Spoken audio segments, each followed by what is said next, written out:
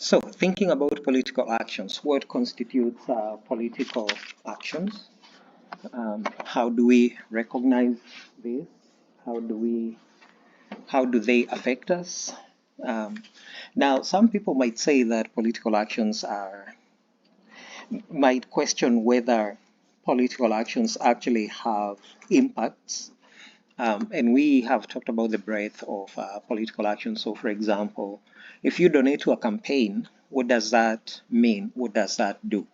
If you donate $260 million, what kind of access do you get from such kind of political actions? And so we saw political actions being diverse. They could include voting. They may include things like running for office, canvassing, or even protesting. So, for example, and there are many ways in which people perhaps conceive of political actions, including some ways in which um, are probably non-political, and sometimes we don't always think about them. Here's an example of one of my favorite um,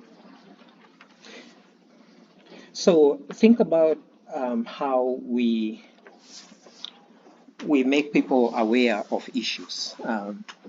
So this airline, I'm not sure where it's from, I think it was from Russia, decided to paint their plane to highlight the near extinction of the Siberian tiger. Now, I think this looks pretty. Um, I think if you are in some airport and saw that, you might be curious why is this thus.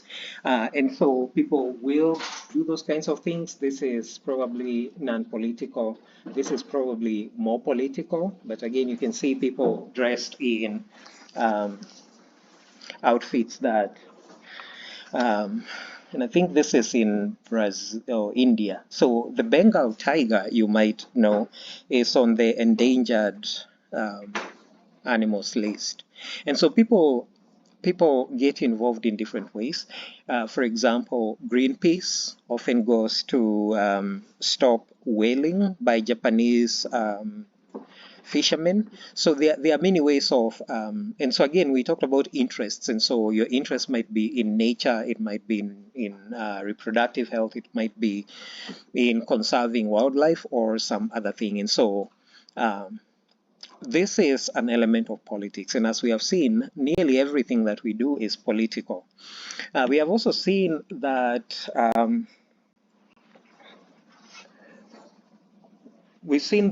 political parties are also perhaps brokers of ideas. So it's very rare for a political party to not have positions on an issue or issues. And so we can look at political parties as a marketplace of ideas. Some of them are ideas that we exchange with other people who are like-minded.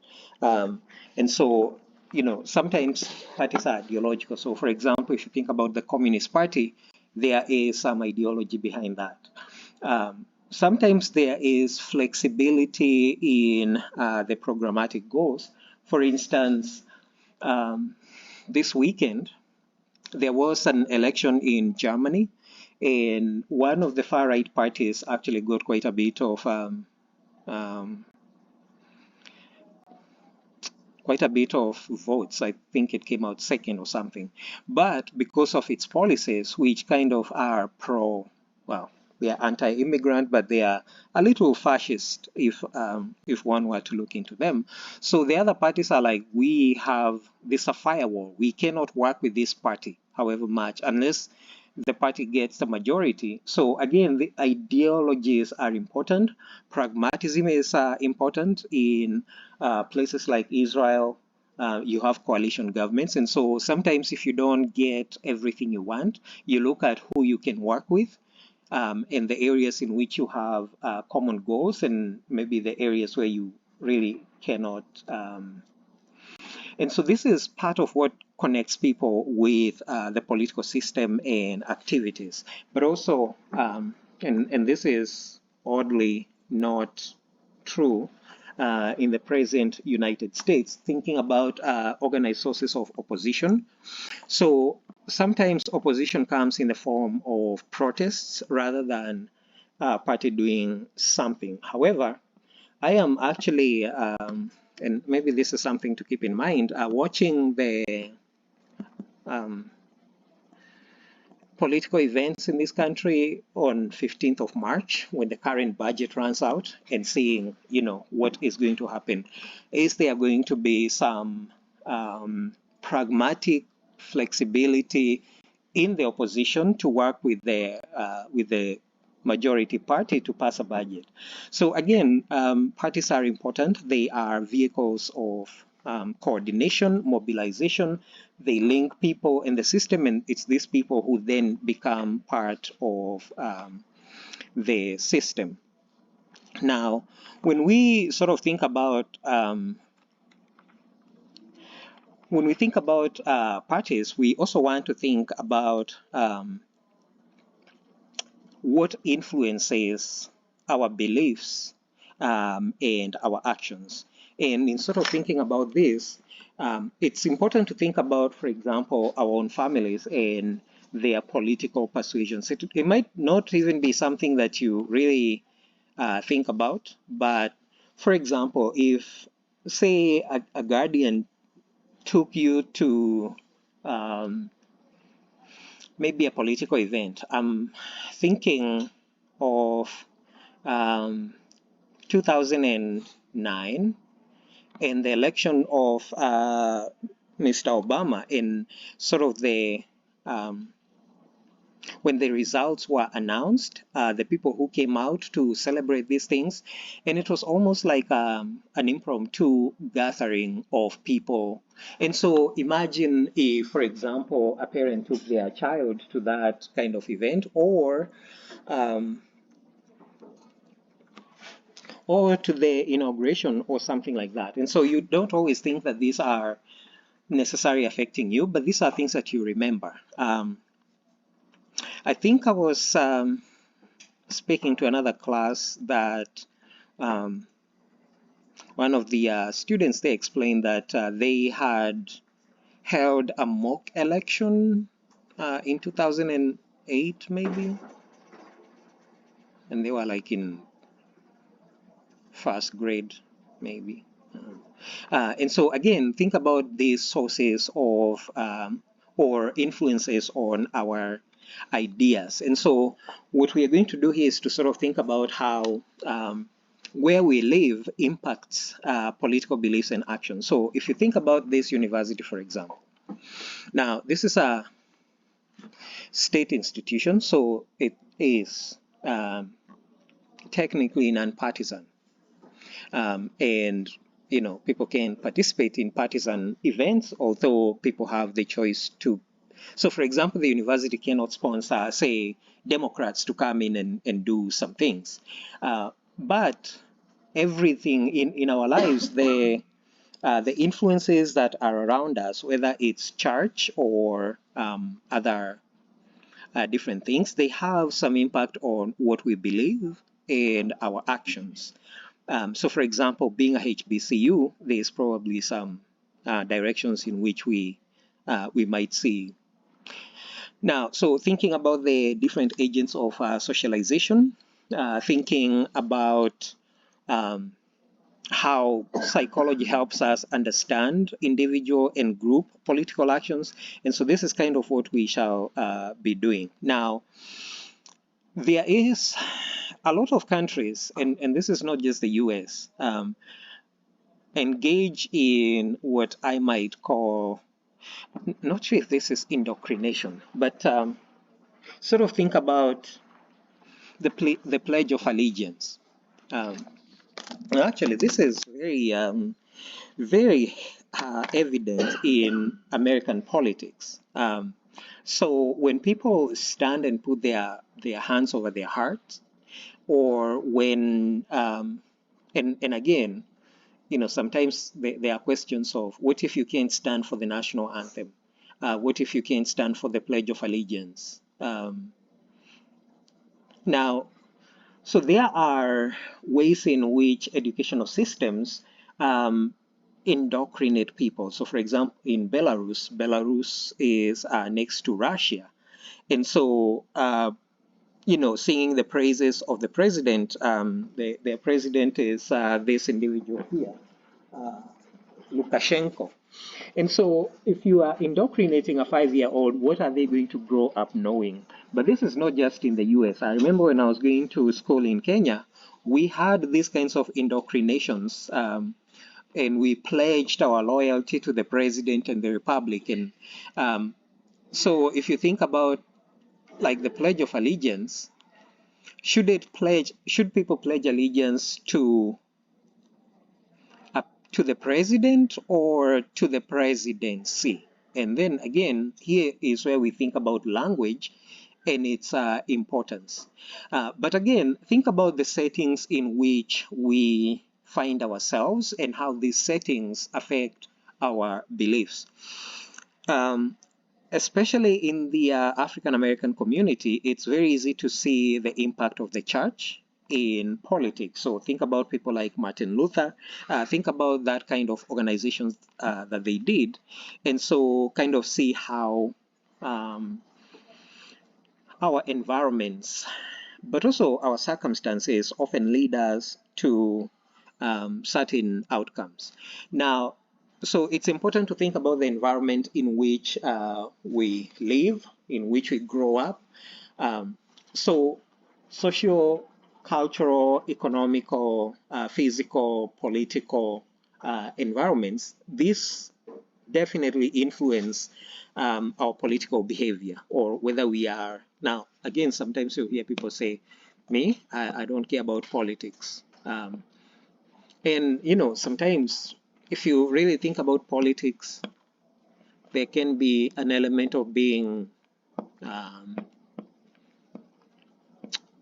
ambivalent, even disinterested in, or doing the least possible. So, for example, voting.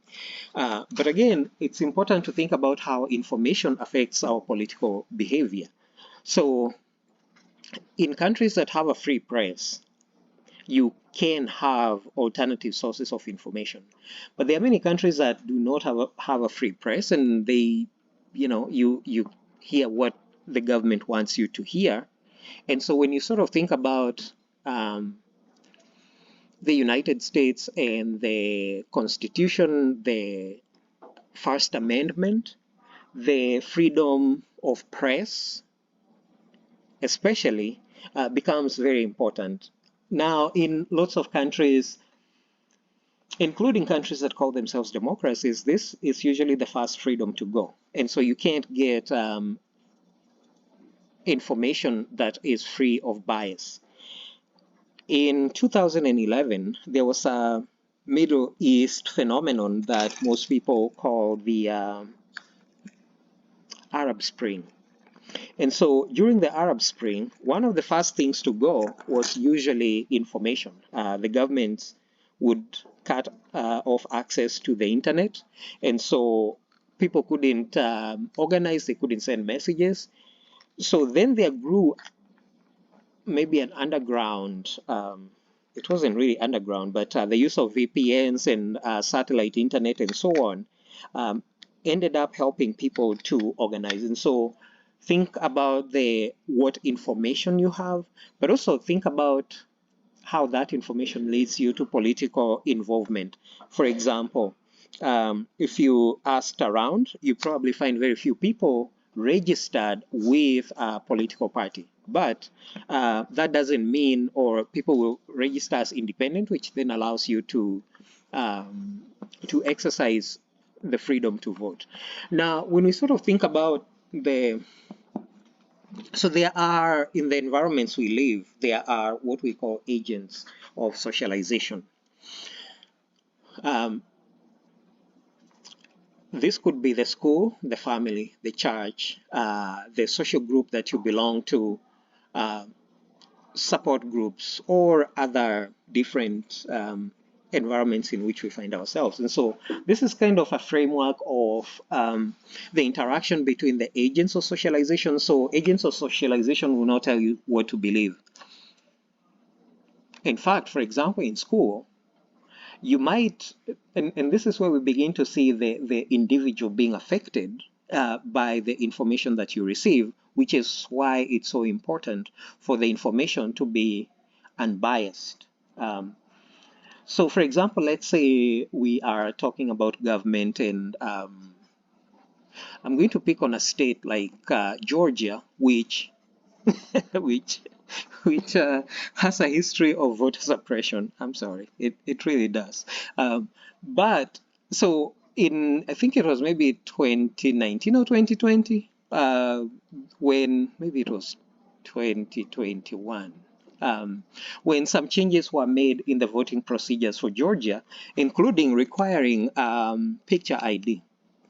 And then the Georgia Department of Motor Vehicles closed down some DMV stations or DMV offices. And so some people say these were in the maybe more democratic areas. So imagine if, for example, Virginia DMV decides they're going to close down the DMV stations in the area of Norfolk, and you have to go to Richmond to get a picture ID. Now, that clearly imposes a hardship. And so if we are discussing these things and you're like, well, but this is voter suppression, and you hear these things, there is the agent of socialization, which is the context in which you're learning this information. And then there's you yourself, the beliefs, the personality, and the actions that you want to take that leads you to, either petition the government, or actually maybe we should, there's a better example. This weekend, was the past weekend President's Day? I think so, maybe last Monday. Congressmen went back to their home districts. And so this is in the context of the government slashing jobs and doing other changes and threatening Medicaid and Social Security and so on. And so people are getting information from the environment. Now, their beliefs, their personality, their history, their experiences are probably telling them this is a really bad idea. And so when they were talking to their congressmen, the congressmen, like, people were basically almost protesting. And so it's important to think about how our environment interacts with us. And of course, over time, as an individual, you form beliefs, ideas, preferences. And so this lead you to political actions. Now, some people will take political action. For example, they will say, this is terrible, I'm going to run for office and change some of these things. Other people will be like, this is what government does. And so the important thing is to think about how agents of socialization interact with us, the information that we have about this, and more broadly about politics, and sort of think about how they lead us to action or inaction. So in terms of definitions, and it's important to define things so we know what we're talking about, political socialization is the process by which we acquire beliefs. Whether it's people who tell you, whether you hear these things repeatedly in church, in class, in your groups. Agents are those either people, places, events, activities. So those sources of information. Now, I know this is indoctrination. Indoctrination is not necessarily a good